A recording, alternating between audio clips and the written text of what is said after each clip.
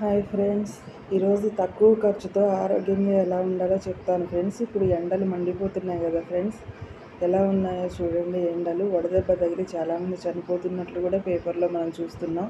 కానీ చిన్న చిన్న చిట్కాలు తీసుకోవడం వల్ల అంత ప్రాణాంతకం అయిన ఈ ఎండ నుంచి మనం కాపాడుకోవచ్చు ఫ్రెండ్స్. అంత దూరం అనారోగ్య పాలవకుండా జాగ్రత్తగా ఉండొచ్చు.